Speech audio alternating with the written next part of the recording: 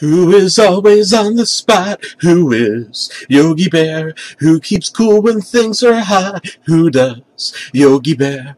Who believes a wild daydream and falls for some fantastic scheme,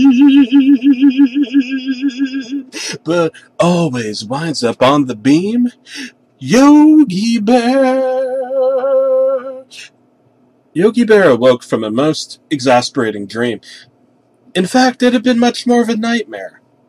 He had dreamt that he was murdered by a ginormous spider, who sunk his fangs into him milliseconds after he sighted the decaying corpse of his best friend Independent, Boo Boo Bear, who had also been slain by this foul, disgusting, venomous beast. In any event, it no longer mattered. The morning sky had arisen, the dew had met the grass, and a new day was a new day, and the past had passed, or so they say. Yogi woke up in sweats and shivers. It certainly felt like a very long time since he had tucked himself in, bedsheets and all. He arose from his barren-stained bed, that was a personal inside joke, and was prepared to face this new day and whatever it had in store for him.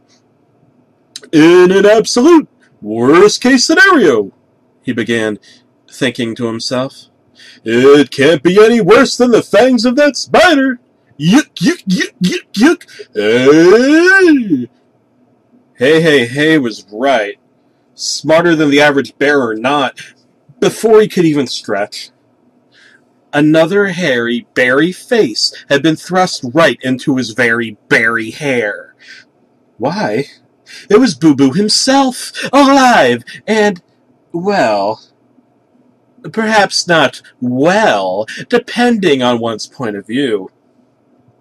Yogi, it's been 8 long, hopelessly enduring years.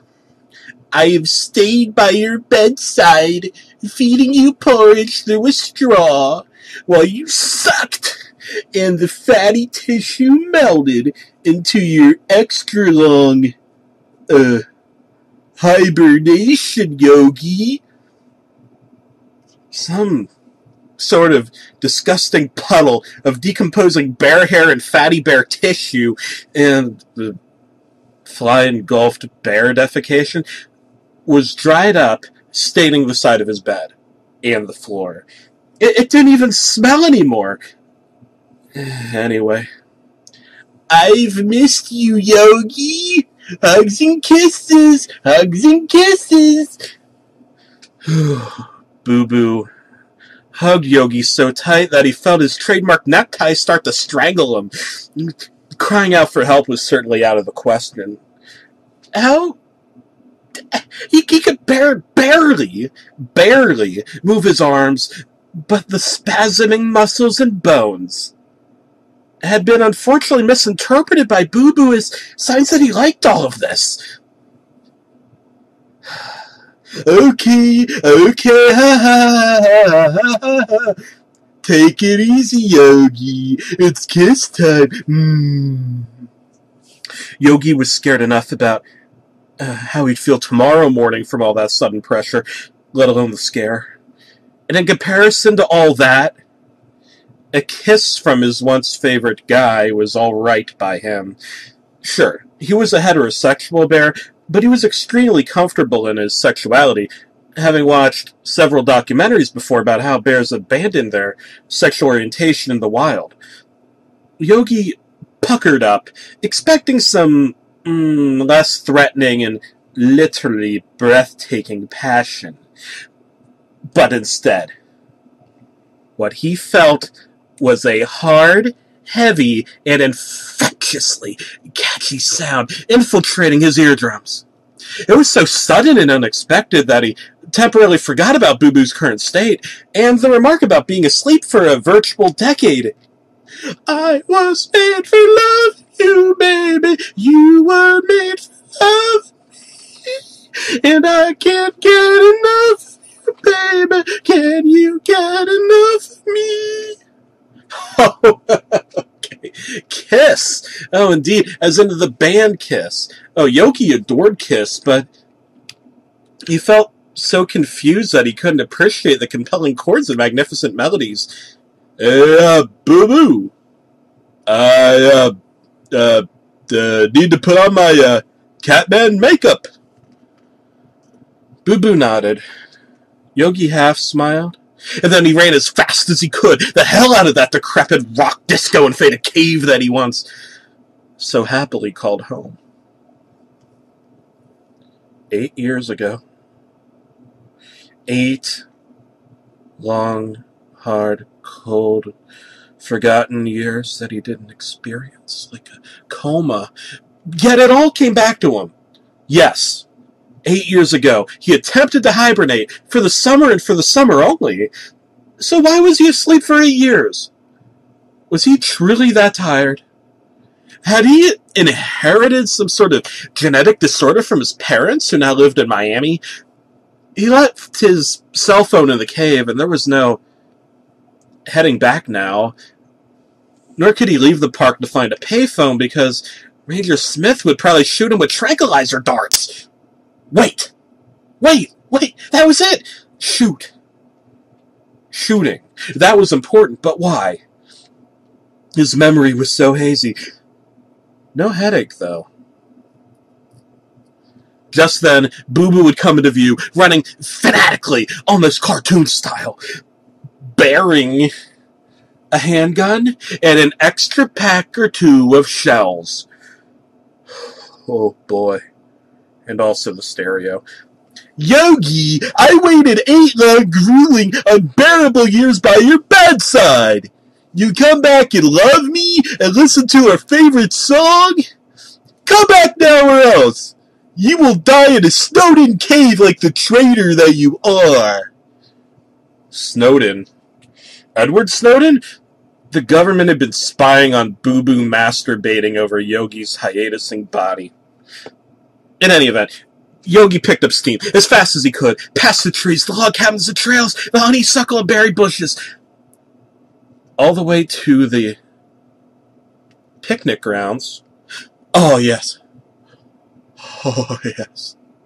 I've gotta get me a picnic basket now. Yogi hastily climbed up a tree. An old man scratched his beard.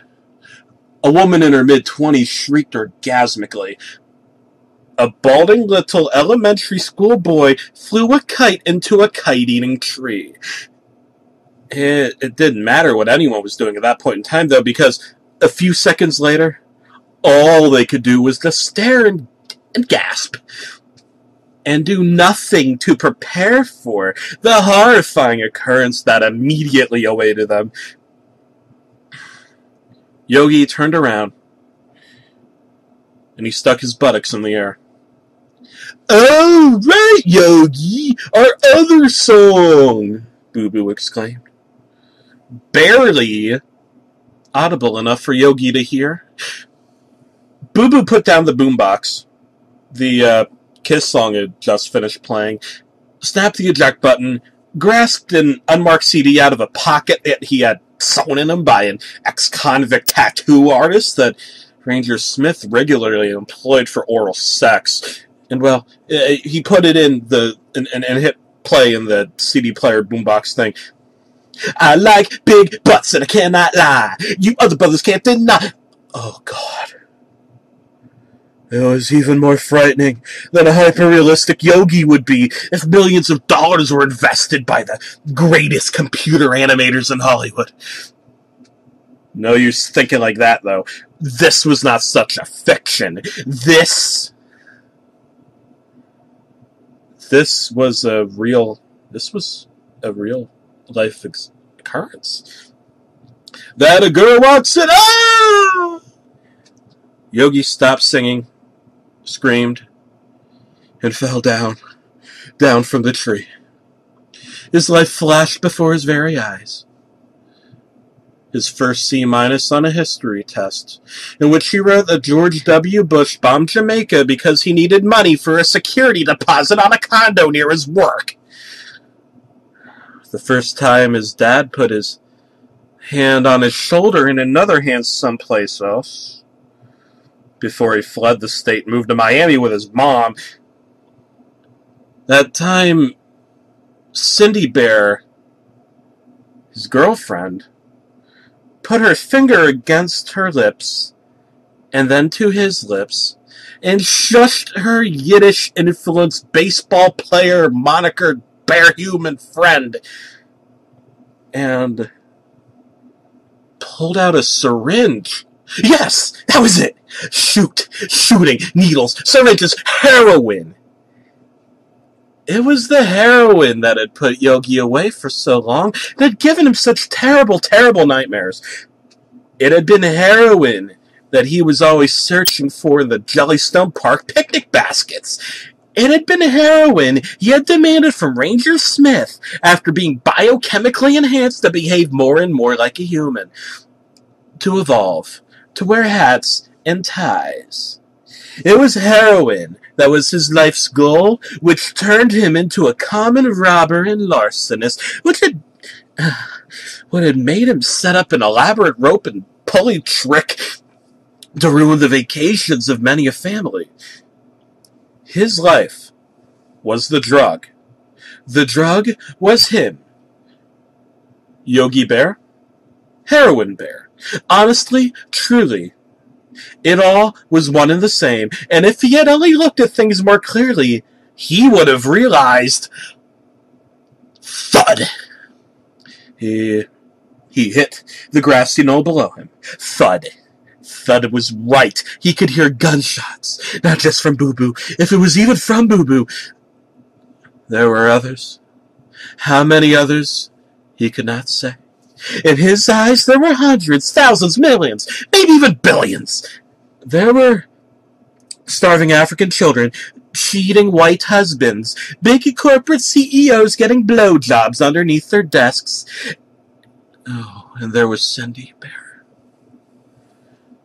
She said, "I love you even in death, Yogi. And I'll remember to bring the needles. Sid." Who the hell was Sid?